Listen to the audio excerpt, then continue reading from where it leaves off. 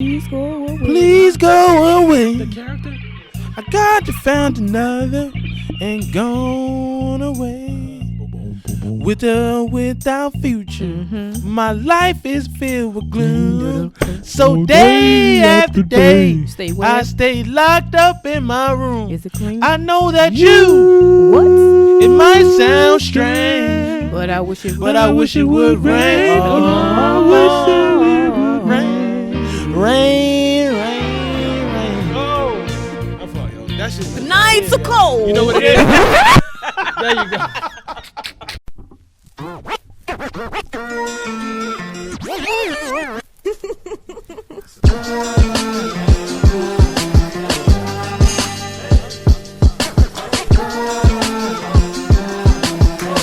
Peace, y'all, and welcome back to the Black Year Podcast, where we talk about land, food, and liberation. That's what I'm talking about. I like how you I did had to that. help you because you was a little slow the last time. Yeah. That was the last time though, and we gonna talk about moving forward, and we not gonna acknowledge the last time because we ain't saying nothing about the last joke.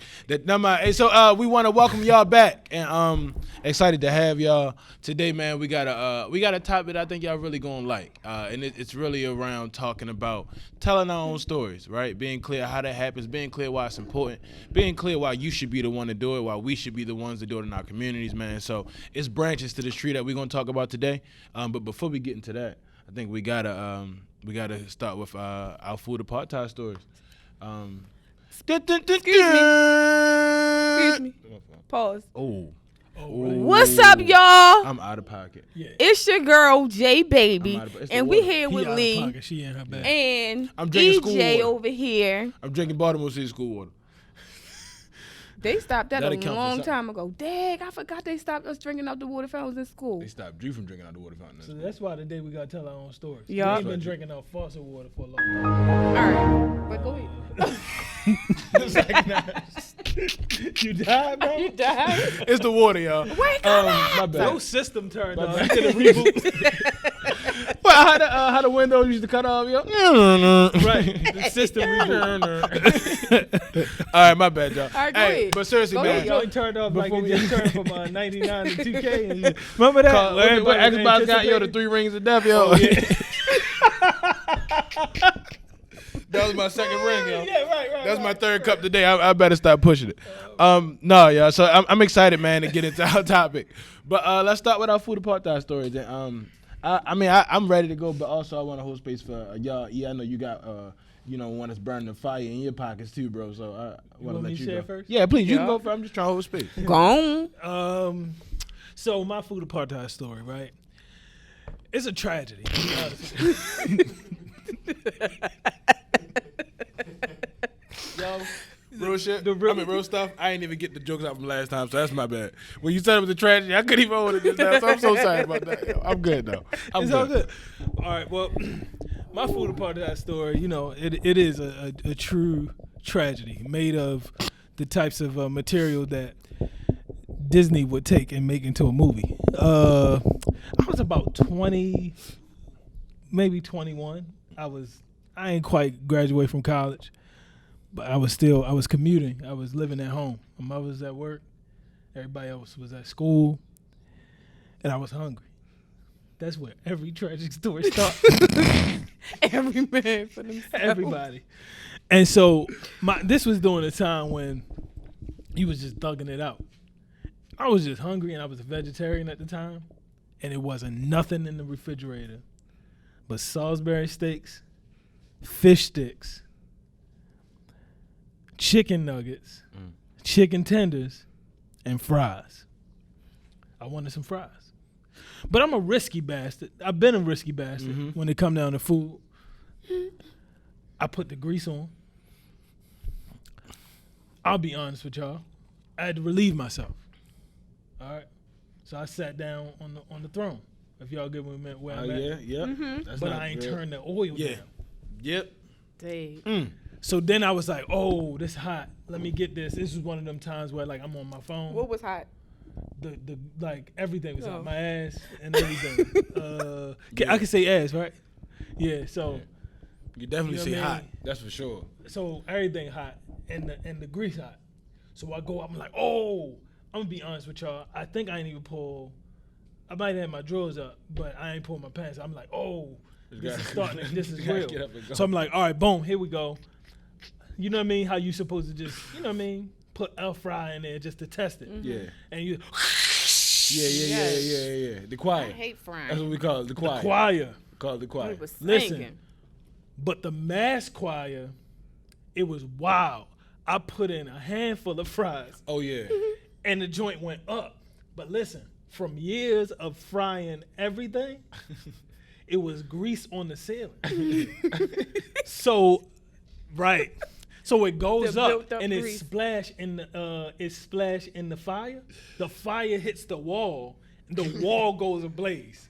And if I could get up out my seat to show y'all how terrified I was, I'm literally, so if you can imagine, there's the stove, there's the little fan. That fan was a piece of shit. Yeah, that day. It ain't work whatsoever. That fan wasn't. That shit was weak as the as the drinks at.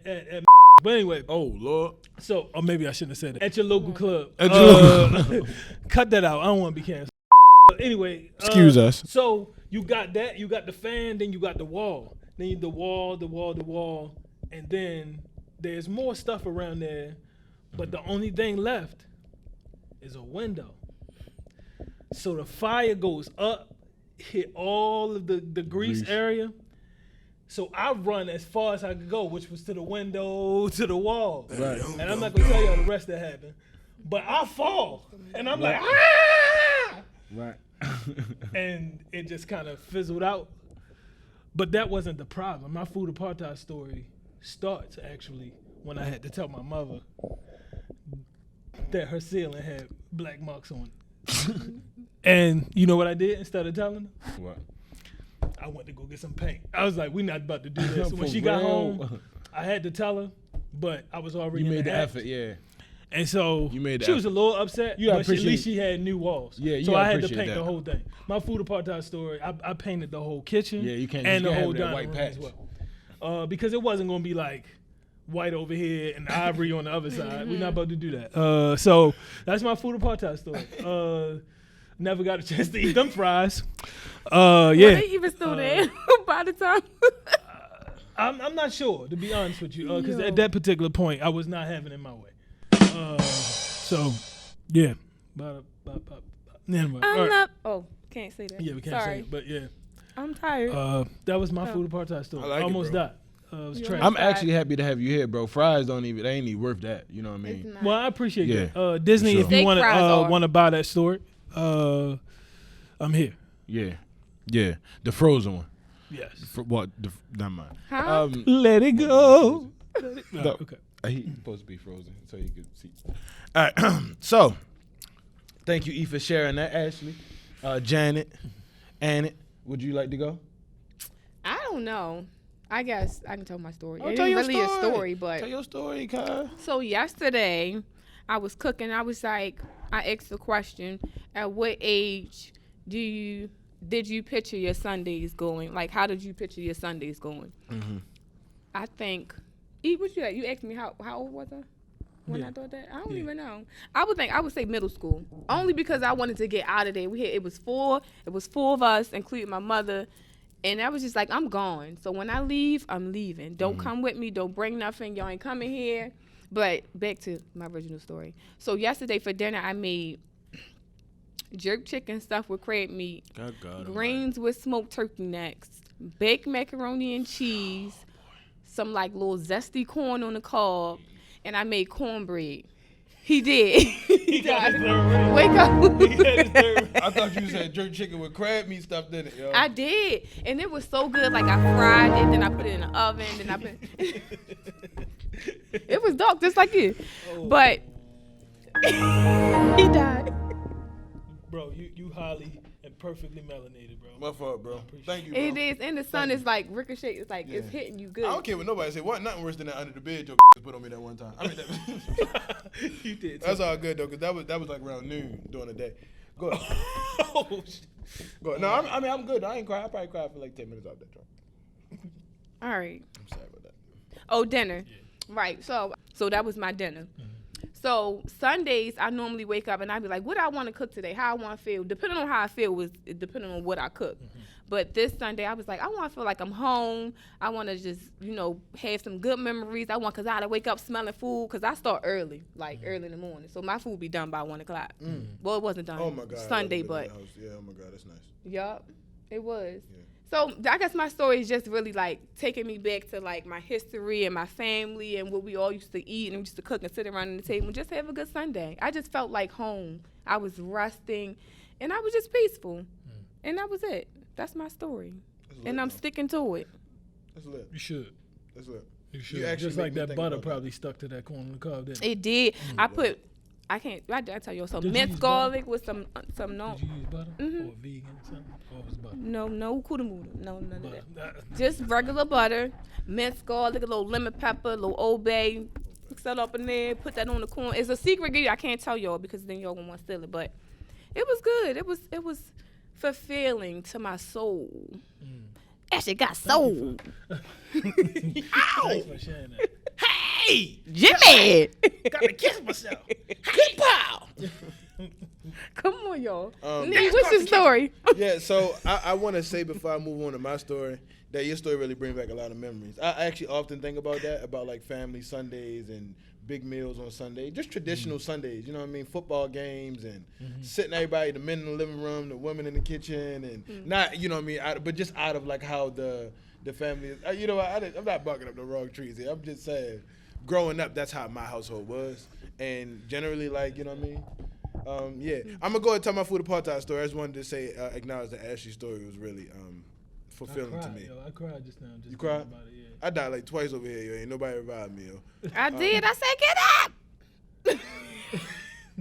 Remember when I was like, hey! Jimmy got style. That's probably why you didn't get that job at the paramedic that one time. All right, y'all. So look, my Food Apartheid story is really simple. I hinted at the Baltimore City Baltimore City water earlier. Oh, that's funny.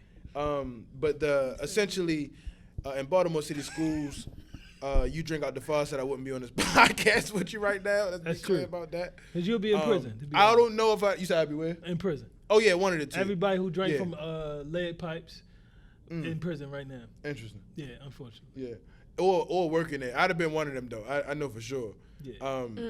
But essentially, man, this story is about me being a young kid, and my mom kind of always had a control on how I showed up in social spaces as a kid, and part of that was about taking your lunch to school. And it was cool for a while when you got the blue and red lunch boxes that got pictures and your name on it. Occasionally, you know what I mean, it come with the Oreos. All that's kind of cool. When you get in the 5th, 6th, and 7th grade, God forbid the 8th, shit get corny. I should probably, So essentially, man, I was in this phase where she was on more of a health thing. I thought it was like I was supposed to take it because I was in that grade. I didn't know it would continue on to go from the lunch boxes to the, you know what I mean, the Aldi's bags or whatnot. You know what I mean, packing your sodas, you know what I mean, all that stuff in there. So I used to take all my drinks to school. When I used to take them to school, I used to always look at people eating school lunch. And at the time, it was free. I used to always look at people eating school lunch.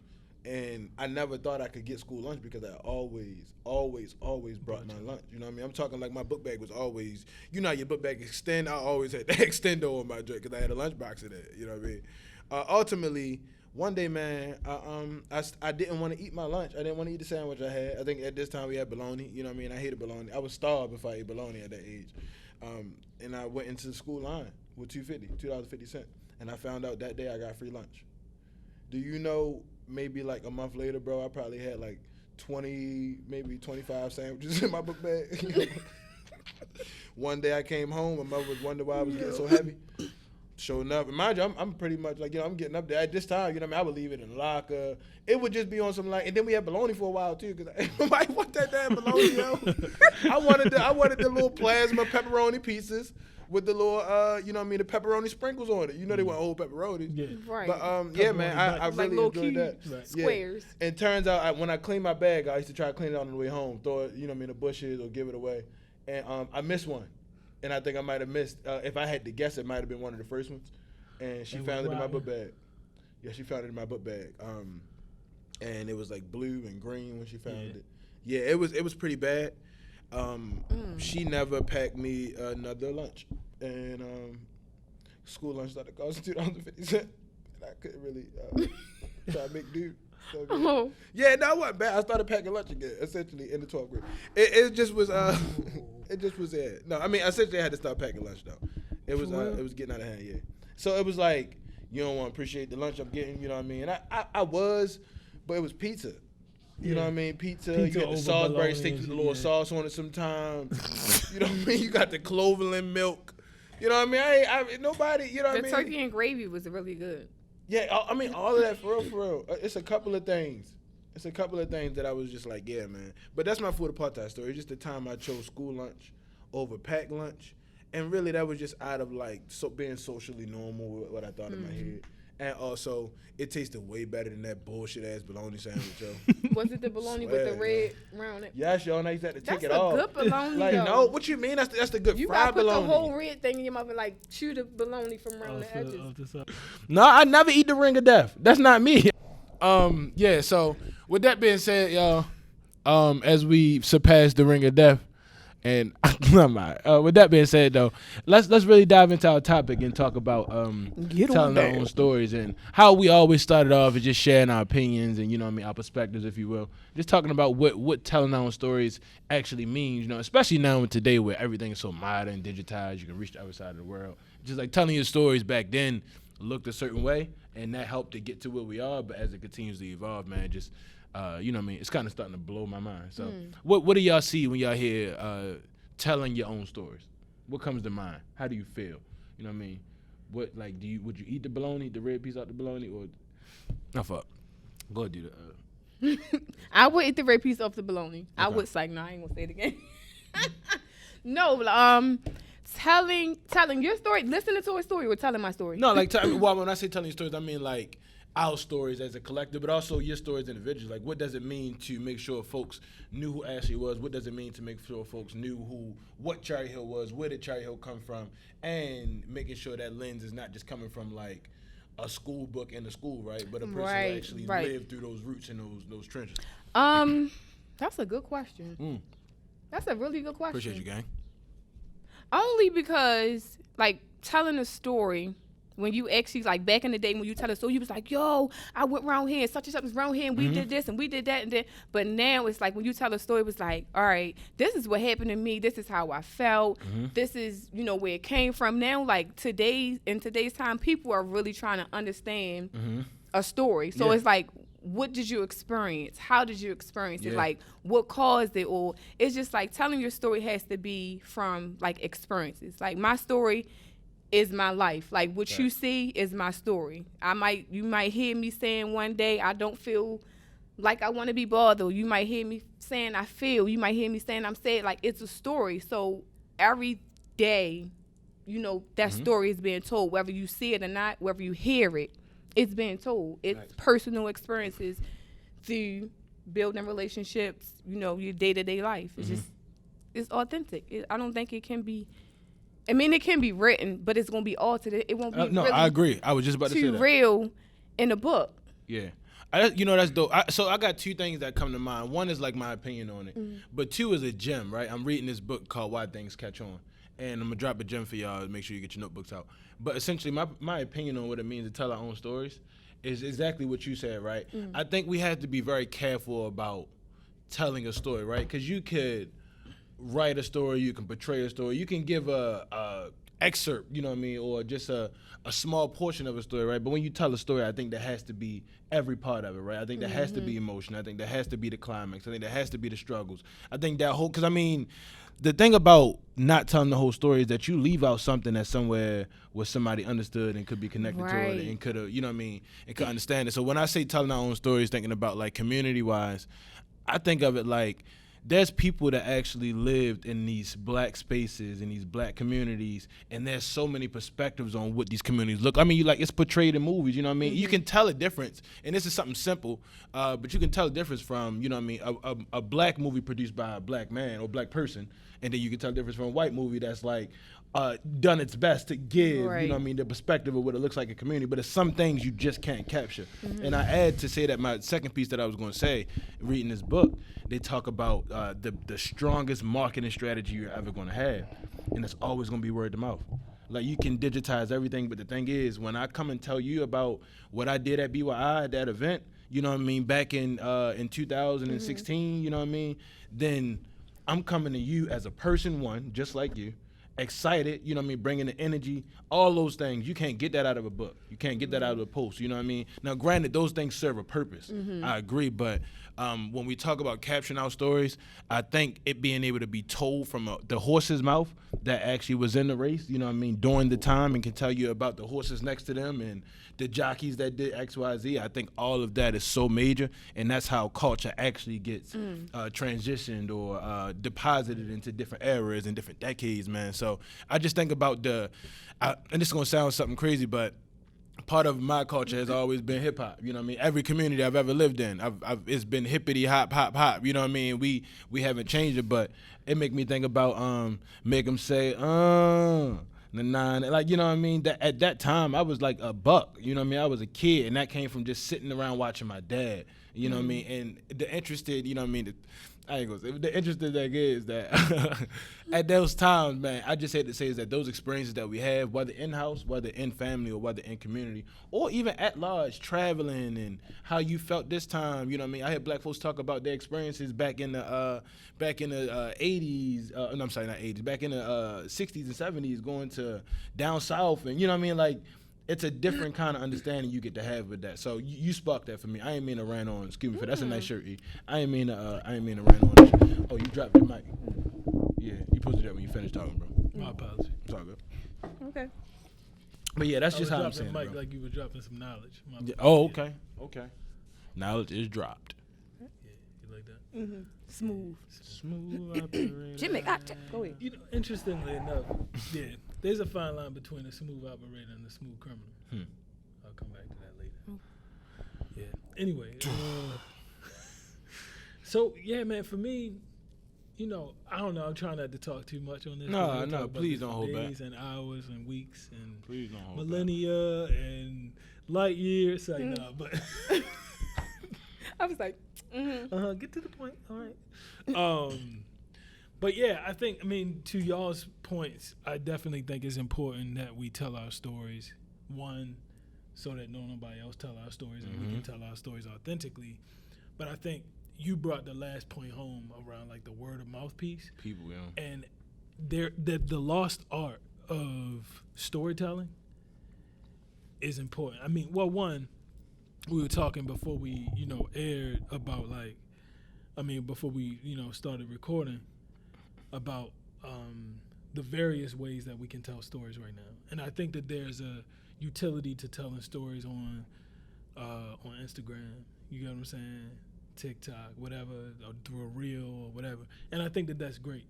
I think that there's also a utility to being in front of somebody, telling stories, documenting those stories, and whatever way we do that communicates ideas for all the reasons y'all talked about, and in a movement context, the thing that the people have when we don't have money, when we don't have influence, when we don't have all the power, is our lived experiences. You get what I'm saying? And that can bring somebody forward. So I think about things like, so what really put me in this perspective, crazy enough, right? We don't get a chance to talk about him so much because he's behind the camera, but Brother Jordan, who is our engineer, who does an amazing job. Shout out to Jordan. And everything related to publicizing what's going on at BYI. Everybody should know Young Teaster. Bishop B.D. Jakes. That's BDJ for all of y'all. Yes, sir. Jordan Taylor. Yes, sir. BYI's communications organizer and archivist. Really important role. The reason I had the idea to actually even consider a role like that was reading a book of archival documents, pictures, and all of the Black Panther Party.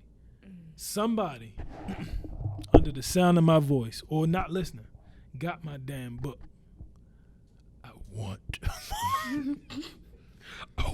my book back. But anyway, y'all weren't expecting that. But no, so that book really like did a good number for me in a good way. They essentially have a whole book of Black Panther Party program ideas, things that became something that we know today, other things that never materialized, but they were on paper.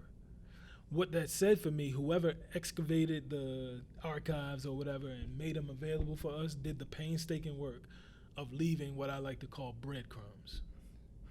My thing is, if we can go by that example, but leave the breadcrumbs as we walk the road, like Hansel and Gretel, you know where to go back to. You don't have to wait until you get to the house where the thing's about to happen with the witch and all that. Y'all know the story.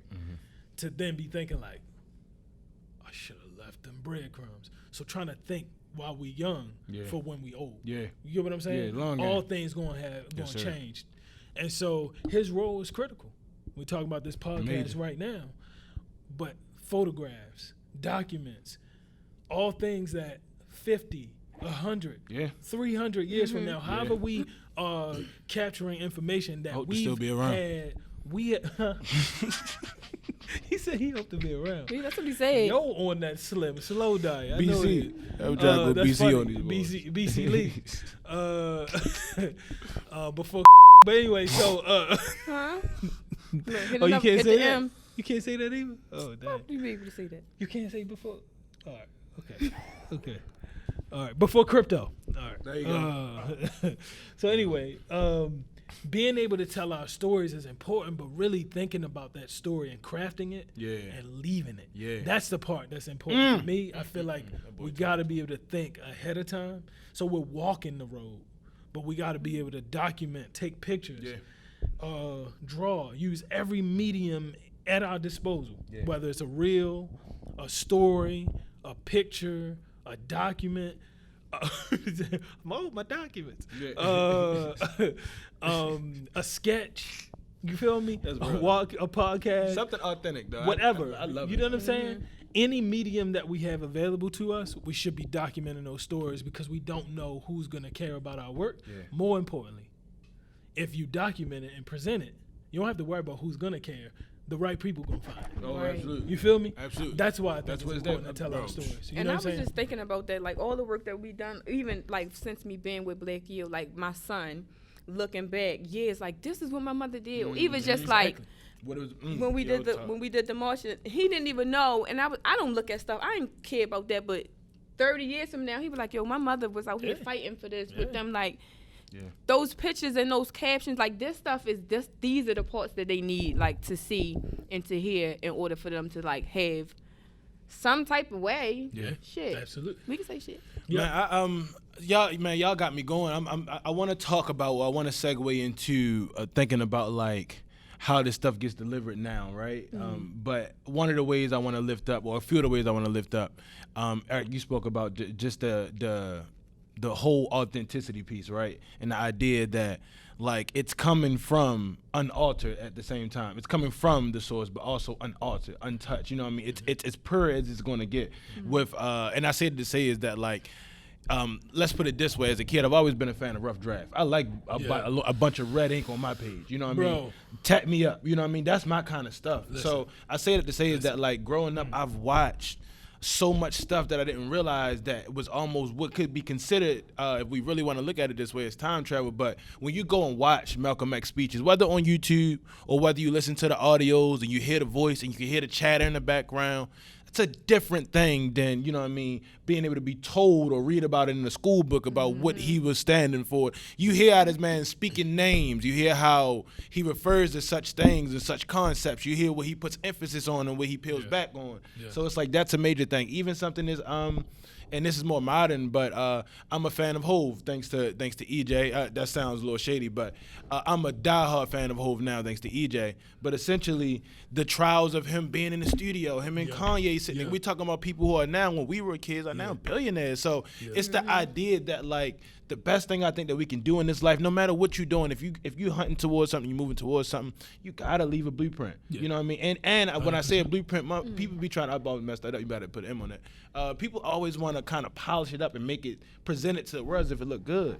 Like, nah, man, give them that cut. You know what I mean? Give them what it really took. Don't put the gloss paint on it, and give them the way they can cut their hands on the glass. Let them feel that, because that's the same thing. People got the same scars in the same spot. So, man, I was adding that piece, but I wanted to segue into thinking about, like. Can I add to that, though? Oh, please, absolutely. Because I think that's the part that's important, and I'm just going to say something that's probably going to sound so arrogant, but at this particular point in my life, I really don't care.